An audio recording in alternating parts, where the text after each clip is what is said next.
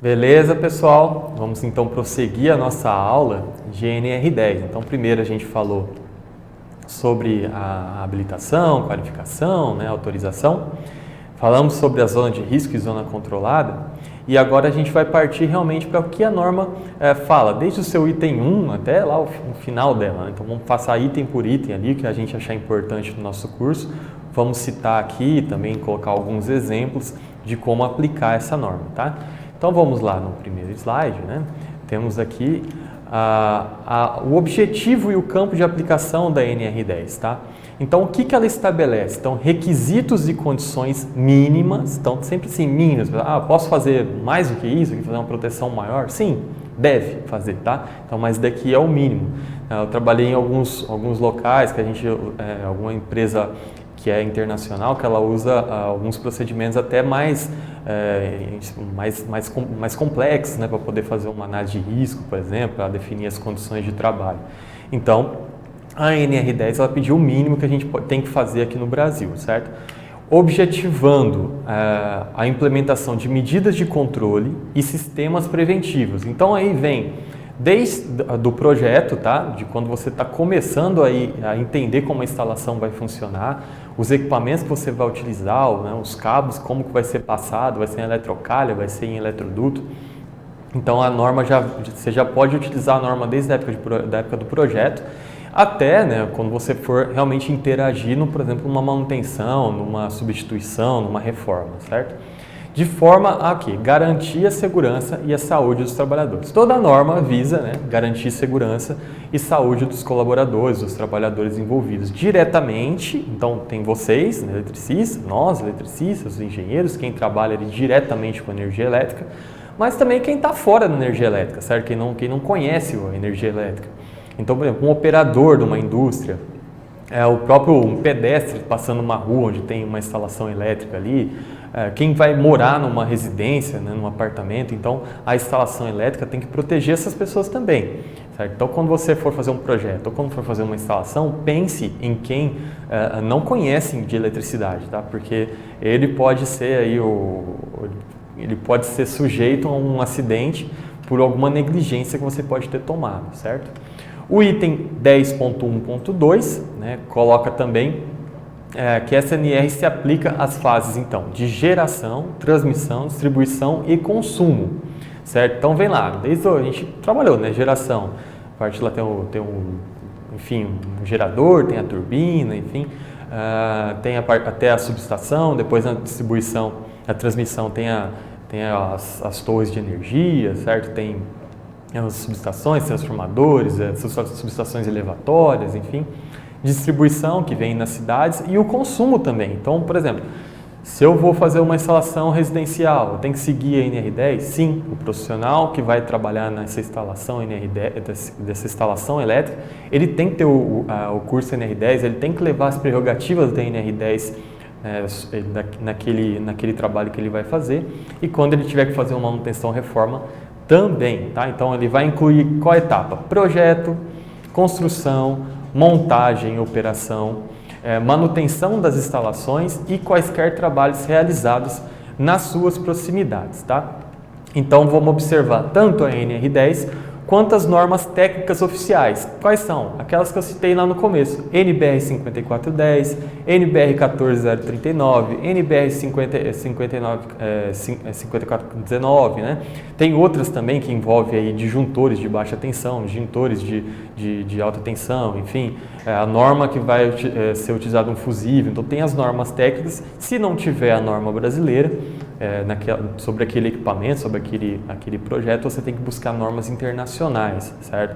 Então não fica aí restrito. Se você não conhece algum elemento ali que tem na instalação, que não está citado na BNT, não está citado em lugar nenhum, aí você tem que procurar em normas internacionais, tem que ver a descrição do produto, você vai olhar lá os dados dele, dado de placa. A gente trabalha em empresa de MDF, a planta era toda alemã, né? O pessoal mandava, o motor era alemão, era Siemens, enfim, as proteções que você colocava ali era sistema alemão, e a gente às vezes tinha uma dificuldade de interpretar aquilo ali visando a norma brasileira. Então a gente tinha que buscar elementos ali na norma alemã, ou na IEC, enfim, outras normas internacionais, certo?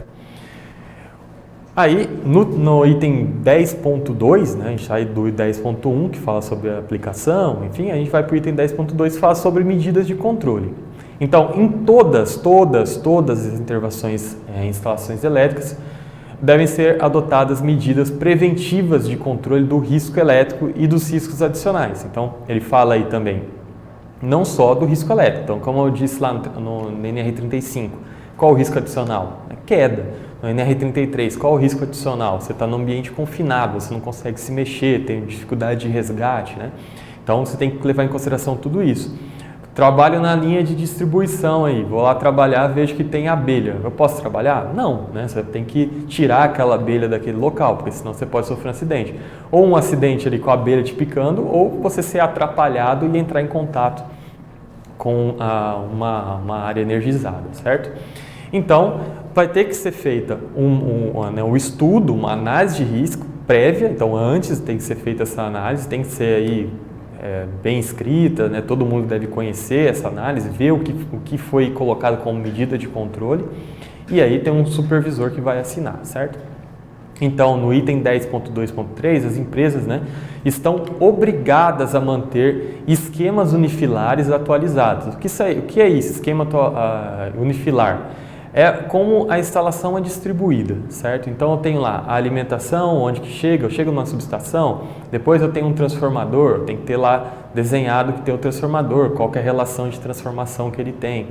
Aí eu vou mandar para um cubículo, no cubículo tem um relé que vai fazer o trabalho ali de seccionamento em determinadas condições. Então é importante você fazer um estudo de seletividade, curto-circuito daquilo ali, tem que estar no projeto, tem que estar no esquemático. Aí eu chego numa subestação, né, secundária ali, você vai jogar para baixa tensão.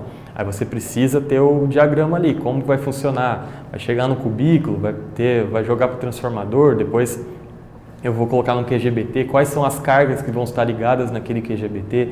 Então a empresa tem que ter esse esquema, por quê? Às vezes você está lá no QGBT, você não sabe o que aquele QGBT está alimentando, né? Só de olhar. Às vezes o pessoal só riscou, escreveu ali e aí se perdeu conforme o tempo. Aí você não sabe se eu estou desligando a carga certa que eu vou trabalhar. Então tem que ter o esquema unifilar, tem que estar bem sinalizado, tem lá o QF0. Aí eu olho no projeto o que é o QF0, ele está ligando a carga X. Eu vou lá, quero desenergizar a carga X, vou lá no QF0 e desenergizo abro o disjuntor, certo? Então, é importante a empresa ter, e é obrigatório a empresa ter os esquemas unifilares, tá? No item 10.2.4, a gente fala aí sobre que os estabelecimentos com carga superior a 75 kW. Então, vamos pensar, nossa casa tem 75 kW, né, de carga instalada? Provavelmente não, a não sei que, né, a gente tem aí banheira de hidromassagem, 10 chuveiros, enfim, aí depende, né? Depende do poder aquisitivo de cada um. Mas geralmente nossa casa vai trabalhar com no máximo 20, 25 kW de potência instalada. Existem exceções, lógico, né? Mas se você trabalha um pequeno comércio, né? Um açougue, né? Eu já fiz um projeto de açougue, instalação elétrica. Lá tem muitas máquinas, equipamentos, câmera fria. Então, é definido para que onde tem a carga superior a 75 kW, tem que ter o prontuário das instalações elétricas ali, guardado, né, no local seguro ali, e também esteja acessível, para que, caso eu precise fazer uma intervenção no sistema elétrico, eu vou lá, olho e vejo qual o material que está ali instalado, qual foi o disjuntor utilizado, a proteção que ele exerce sobre o sistema, certo? O pessoal chutou 75 kW? Não, né? 75 kW é porque geralmente os projetos até 75 kW a entrega ali é em baixa tensão. Né? Você faz uma ligação sem precisar de uma transformação. Passou de 75, as concessionárias pedem, né, para você fazer uma entrada com média tensão, né, em alguns casos. Então, aí ele já exige que você tenha o prontuário das instalações elétricas, certo? Vamos lá, então, também vídeos de controle, entrando no item 10, né, aqui 10.2.3, então tem que ter nesse prontuário conjunto de procedimentos e instruções técnicas e administrativas de segurança e saúde implantadas e relacionadas à NR10, né? Então, e a descrição das medidas de controle. Então, por exemplo, eu tenho lá uma subestação na empresa. Vamos pensar um shopping, né? Tem uma pequena subestação onde chega a energia. O que eu faço ali? Eu cerco a subestação, uma medida administrativa, né? A instrução ali, né, técnica de como trabalhar naquele sistema ali, enfim, quando eu devo abrir aquele fusível, enfim, como eu faço a manutenção daquele fusível quando tenho a entrada de energia, tem que estar todo ali descrito no prontuário, certo? A documentação das inspeções e medições. Então, eu vou fazer uma inspeção no sistema de proteção contra descargas atmosféricas. Numa planta onde tem o prontuário de instalações elétricas, eu vou lá e descrevo, né? Faço lá o que eu fiz naquele trabalho, né? O que eu inspecionei, quais medidas que eu tirei. Tirei lá continuidade, se o sistema está contínuo, se a ligação entre os captores e o aterramento está contínua. Então eu faço todas essas medidas, faço inspeções, tiro foto e anexo ao prontuário. Item C, né? Especificação dos equipamentos e proteção coletiva individual. Então, são os EPIs e EPCs. Então, eu tenho um tapete isolante, por exemplo. Eu tenho que estar especificado. Para aquele risco que eu vou trabalhar, eu preciso de um tapete, né, com uma isolação e tal. Então, eu vou lá, né, compro o tapete, tem a marca do tapete, enfim, o fornecedor manda uma documentação mostrando que aquele tapete realmente atende ao que foi pedido, né? E aí, né, cada tempo você tem que fazer um teste desse tapete, né? Às vezes o pessoal acaba até comprando um tapete novo, que às vezes não compensa fazer teste. Mas é necessário que a cada um tempo seja feita uma inspeção, né, um teste nesses tapetes e também nas roupas e também nos equipamentos que vocês usam, né, multímetro tem que ser calibrado, enfim. Tudo isso tem que estar especificado no prontuário, tá? A documentação comprobatória, ela está ali no item D, né? Comprobatório de qualificação, habilitação e capacitação. Então, eu sou contratado, sou engenheiro eletricista, eu tenho que apresentar lá meu diploma, que eu tenho a qualificação para exercer a atividade. Aí eu apresento o meu registro no CREA, para falar que eu tenho autorização. Então, quem na planta é capacitado, quem que é qualificado, quem que é habilitado, todos eles devem ser autorizados, como disse, para trabalhar com elétrica. Então, você tem que registrar ali quando foi dada essa autorização, os trabalhos que ele pode efetuar, ele pode trabalhar na baixa tensão, na média tensão, qual é as atividades que ele desempenha nas instalações elétricas, certo? O resultado dos testes de isolação elétrica, né, realizados nos EPIs e EPCs, né? Então, eu compro o equipamento, eu tenho que estar lá os testes que já vêm de fábrica. E como que eu tenho que fazer um treinamento, testes a cada período, eu tenho que também pegar esses resultados e anexar ao prontuário, certo? Tudo isso, pessoal, aqui tem que estar lá no prontuário, tá?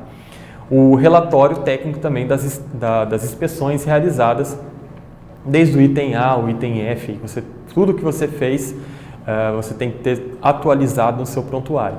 Aí, pessoal, o que vai acontecer? Um dia, o Ministério Público do Trabalho vai chegar ali naquele local que você trabalha e vai, né, perguntar, cadê o prontuário de instalações elétricas?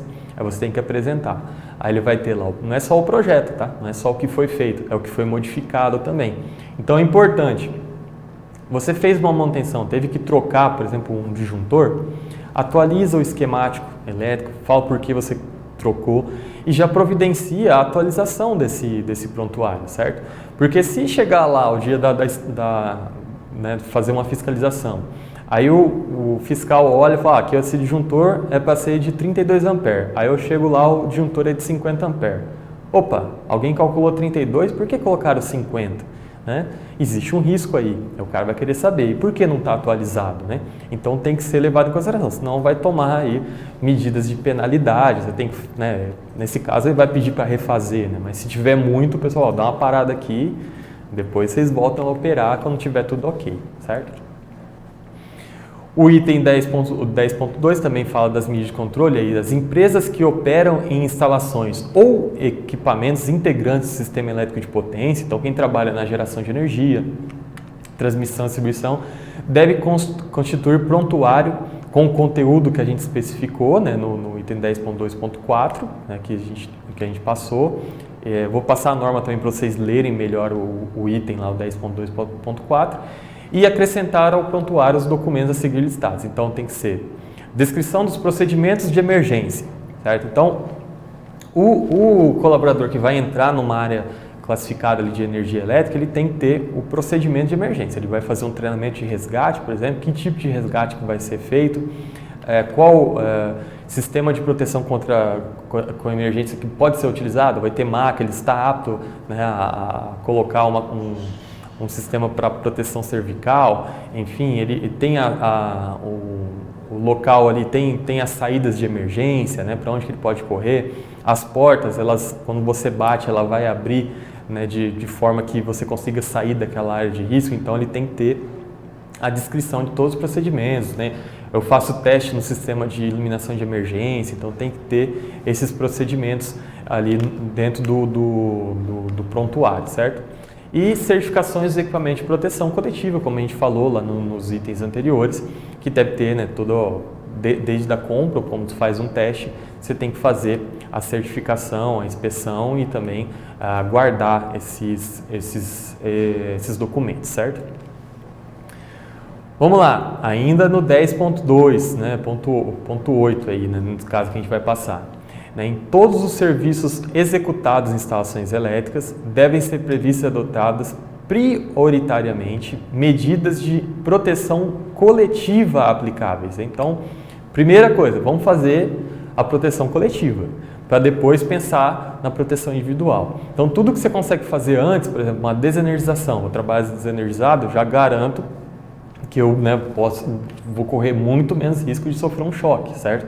Então, se você fizer todo o procedimento correto, você não vai tomar choque. Então, a medida coletiva, que é a desenergização, você já elimina o risco e acaba saindo aí fora conseguindo atender, na verdade, esse item da norma. As medidas de proteção coletiva, então, compreendem desenergização, e na sua impossibilidade, o emprego de tensão de segurança. Onde que tem impossibilidade, né, de você fazer uma desenergização? Vou trabalhar num local escuro, um espaço confinado, certo? Aí eu preciso de energia lá dentro, né? Preciso ligar uma lâmpada. Aí eu vou usar uma tensão de segurança. O que é essa tensão de segurança, né? Eu posso colocar aí uma extra baixa tensão, certo? Implementar. Eu posso utilizar uma isolação das partes vivas daquele sistema elétrico, tá? Colocar obstáculo, barreira, quando eu for trabalhar nesse lugar que eu não posso desenergizar. Acontece muito em linha de distribuição, certo? Então, você tomar medidas aí que consigam controlar o processo, o trabalho, caso não dê para fazer, lógico, a desenergização. Quando vai trabalhar com linha viva ou algum ambiente confinado, né, aí você tem que tomar essas medidas mais específicas, certo? 10.2.8.3, tá? Esse mesmo aqui, vamos lá falar de aterramento das instalações elétricas. Então, você vai ter que fazer o aterramento de acordo, né, com a BNT 5410, que fala sobre aterramento, e também a 5419, no caso para proteção contra descargas atmosféricas. E é obrigatório, tá? Tem que ter o sistema de aterramento. Em qualquer lugar que você for trabalhar, tem que ter ali o mecanismo de aterramento para poder escoar as cargas elétricas. Aí pode ser de um raio, né, que possa cair ali, né, uma carga que vem do sistema, né, atmosférico, né, como também para atuar, né, de forma melhor um dispositivo residual, então você precisa do aterramento funcionando perfeitamente. Vamos lá, falando agora sobre as medidas de proteção individuais, né, que são de proteção individual, que a gente fala de EPI. Então, quando as medidas de proteção coletiva forem inviáveis, você já não consegue controlar todo o risco só fazendo a proteção coletiva, você deve tomar a proteção individual. Vamos lá para um exemplo. Então tem que seguir, lógico, a proteção individual, seguindo os EPIs ali, olha lá na NR6 como devem ser os EPIs, né? Qual a classificação, enfim, que eles devem ter. Então vamos colocar um exemplo. A gente vai fazer uma intervenção em média tensão, certo? Eu vou lá, faço desenergizado. Faço legal, desenergizo, aterro, deixo bonitinho ali, ok. Pronto, acabou, posso lá meter a mão no circuito? Eu não faço isso, certo? Vou fazer uma análise, lógico que a gente conferiu, está tudo desenergizado, está bloqueado, está aterrado, está sinalizado, mas o cara vai trabalhar, por exemplo, fazer uma atividade ali naquele local, pode utilizar também de um EPI. Então ele vai colocar uma luva de borracha, vai colocar, utilizar a roupa adequada para aquele sistema que ele vai trabalhar, para evitar que, né, caso aconteça por algum problema, uma falha no seu bloqueio, se tiver algum curto-circuito, ele vai estar com aquela roupa que vai proteger, certo? Então, o EPI, não só, consegui bloquear tudo aqui na coletiva, faça também a proteção individual, né? Você não vai perder nada com isso e vai ser muito bom até para o pessoal ter atenção no que ele estiver trabalhando, né? Pode ser que ele não esteja usando o EPI, ele acha que é uma atividade simples, mas nem sempre é. Às vezes pode ter algum outro problema que aconteça, que você não conseguiu observar e aí a pessoa acaba entrando na zona de risco e tem algum problema grave, certo? As vestimentas de trabalho, quais são as vestimentas NR10 que vocês têm, né? Elas devem ser adequadas às atividades, devendo contemplar a condutividade, inflamabilidade e efluências eletromagnéticas. A vestimenta, depois a gente vai falar um pouco mais detalhado sobre ela, a gente vai saber qual vestimenta é adequada baseado nos trabalhos que esse eletricista vai fazer, certo? Qual a posição que ele vai ficar nesse trabalho, as condições operacionais, qual a tensão, qual que é a corrente curto-circuito, as proteções que vão estar envolvidas nesse trabalho, se vai ter disjuntor, se vai ter um relé térmico, enfim, alguma coisa assim. E aí você define qual que é a energia que a pessoa vai estar sujeita em caso de um curto ali que vai atingir ele, né? Uma descarga que pode atingir ele ali, que pode provocar uma queimadura. E aí, o pessoal calculando isso, você sabe qual é a vestimenta adequada para aquele trabalho, certo? É vedado, pessoal, o uso de adornos, né? Quem é eletricista não pode, né, ter brinco, não pode ficar andando com o celular no bolso, né? Quando você entrar numa área que tem ali um campo elétrico, um campo magnético envolvendo ali, ou entrar na subestação, né? Evita entrar com adorno, com brinco, com essas coisas. Na verdade, quando você entra no ambiente de trabalho, você já deve tirar esses equipamentos, manter distante, deixa ele guardado. Quando você terminar a atividade, você terminar seu dia de trabalho, você coloca de novo e vai curtir a vida, né? Mas lá dentro da empresa, onde você trabalha, não pode a utilização de adornos, né? Certo? Relógios, enfim, essas coisas. Vamos para o item 10.3, então, pessoal, que fala sobre segurança em projeto. Depois vai ter uma aula um pouco mais específica sobre isso, então eu coloquei só 2 itens aqui que chamaram a atenção e que auxiliam muito na hora de fazer alguma atividade, certo? Primeiro, né, é obrigatório que os projetos de instalações elétricas especifiquem dispositivos de desligamento de circuitos que possuam recursos para impedimento de reenergização. Então, vê ali na foto, né, do lado esquerdo. Eu tenho um disjuntor, então o cara que fez o projeto, ele especificou que aquele disjuntor ele tem que ser daquele modelo, porque você consegue colocar um bloqueio, certo? Você consegue fazer um impedimento de reenergização. Então coloca ali aquela presilha vermelha e você evita que alguém possa vir e ligar esse disjuntor, certo? Então você consegue fazer tanto aí o bloqueio e também a sinalização no local. Certo? Todo projeto também deve ter condições para a adoção de aterramento temporário. Por quê? Né? Você vai fazer um bloqueio, você tem que fazer o aterramento, né, temporário ali da instalação. Vamos supor que você está num CCM. Não custa nada, né? O pessoal passa uma barra, né, liga essa barra ao aterramento da edificação, ali no ponto que é o aterramento da indústria, né? E deixa aquela barra disponível. Quando você vai projetar um QGBT, você deixa uma barra disponível para a terra. Por quê? Você pode puxar tanto um terra funcional para o seu circuito, para ele poder, caso aconteça algum problema, ele descarregar aquela energia no terra, como também se eu precisar fazer um aterramento temporário ali, está pronto, né? Eu só vou pegar o cabo e vou ligar no aterramento que já está feito, já está medido, certo? Então, tem muito cuidado. Quando a gente vai fazer, por exemplo, um projeto, uma subestação, ou cai um CCM, né? A gente faz o aterramento da estrutura ali, aproveita a própria estrutura, puxa dessa estrutura do aterramento um ponto que a gente chama de BEP, né, que é um ponto de equipotencialização na Terra, e aí aquele local ali a gente coloca como ponto zero. Então, se eu precisar fazer algum aterramento, eu já ligo naquele BEP.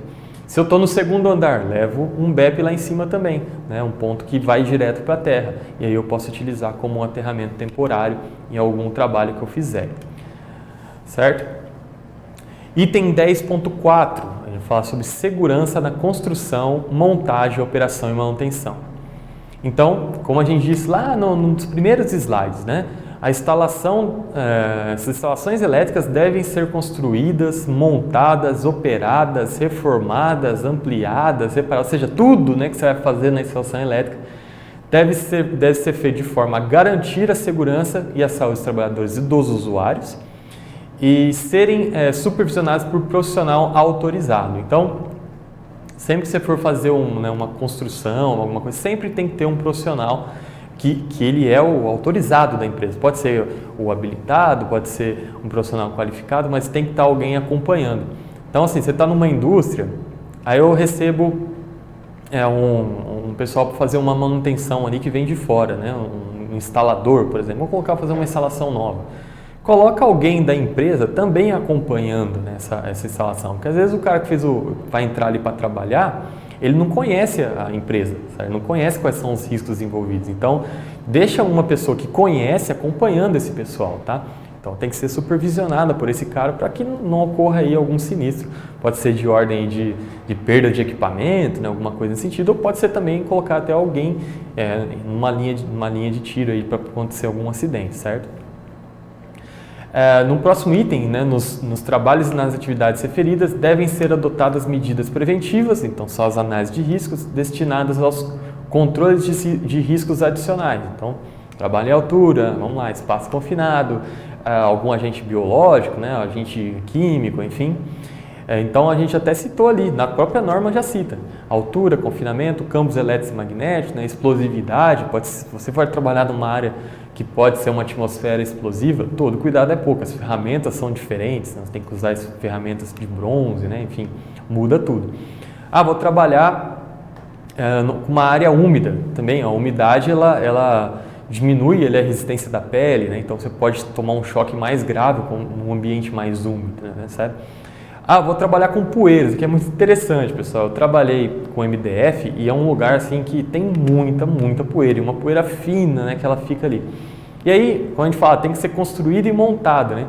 Quando a gente ia fazer um sistema de distribuição, né, passar os cabos, né, a gente colocava os cabos, né, em pé, né, assim, deitados num leito, né? Por quê? Aí não ia acumular poeira, que se a gente deixasse na eletrocalha ali na horizontal, como a gente costuma ver, podia acumular poeira, lógico que vai aquecer conforme o cabo está passando energia e podia provocar algum incêndio.